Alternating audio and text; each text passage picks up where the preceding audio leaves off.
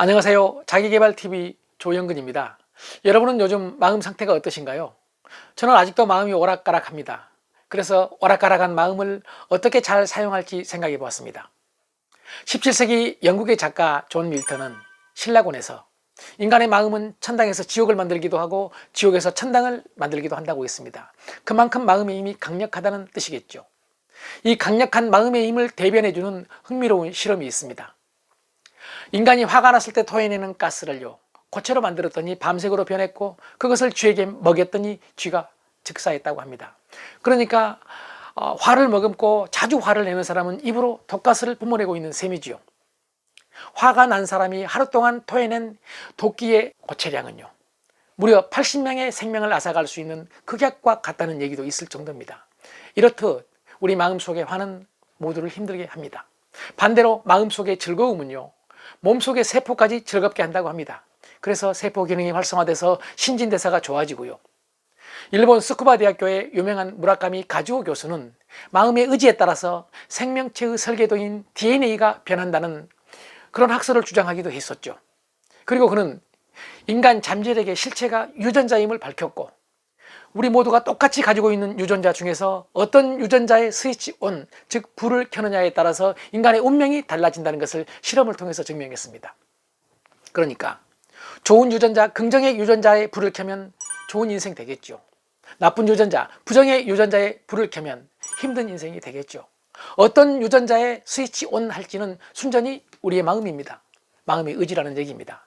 이렇듯 마음은 우리가 생각한 것보다 훨씬 강력한 힘을 가지고 있다는 사실을 우린 인정해야 됩니다.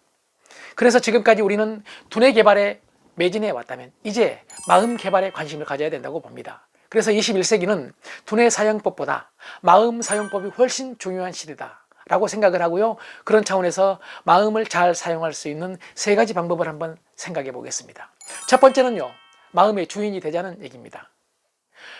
베트남 출신으로 프랑스에서 활동 중인 틱 나단 스님은 그의 저서 화에서 마음은 밭이라고 합니다. 이 마음의 밭에는 기쁨, 사랑, 희망, 꿈 같은 긍정의 씨앗들도 뿌려져 있지만 시기, 질투, 불안, 걱정 같은 부정의 씨앗들도 뿌려져 있다고 합니다. 어느 씨앗에 물을 주느냐에 따라서 꽃이 핀다. 그것은 전적으로 자신이 결정한다는 얘기입니다. 마음을 통해 삶을 변화시킬 수 있는 강력한 힘이 있다는 것을 인정을 하고 우리는 그 마음의 의지를 활용하는 것이 마음의 주인이 되는 것이란 얘기죠. 마음의 주인이 돼서 좋은 씨앗에 물을 뿌려서 좋은 꽃을 피우게 하는 것, 주인의 역할이라고 봅니다. 두 번째는요, 마음에서 과거와 미래의 짐을 벗자는 얘기입니다. 마음이 과거를 향하면 마음은 아쉬움과 후회를 만들어내고요. 마음이 미래를 향하면 걱정과 불안을 만들어내죠. 그래서 이미 지나간 과거의 문제가 현재를 괴롭힐 때가 있고요. 아직 오지 않은 미래의 걱정이 현재를 힘들게 할 때가 있죠. 물론 적당한 경우는 우리에게 좋은 영향을 줄 수도 있지만 과도하다는 것이 문제입니다.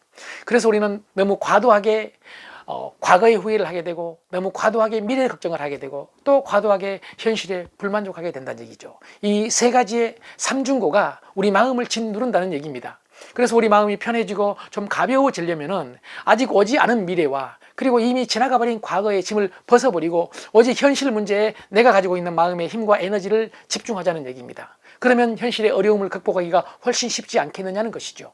세 번째는요, 몸을 움직여서 마음을 관리하자는 얘기입니다.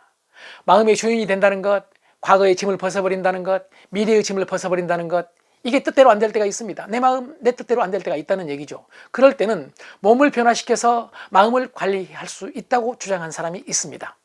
하버드 대학교 경영대학원의 심리학자 에이미 커디입니다. 그는요, 마음이 몸을 변화시켰듯이 몸 또한 마음을 변화시킬 수 있다고 주장을 합니다. 그것도 엄청난 변화가 아니라요, 간단한 자세 변화만으로도 우리는 얼마든지 마음을 변화시킬 수 있다는 주장이죠.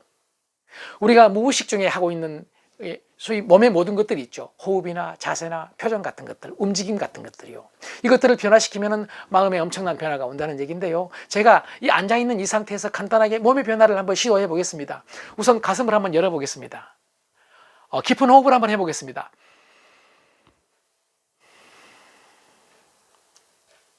표정도 한번 열어보겠습니다. 자, 두 손을 들고 몸을 한번 확장해 보겠습니다.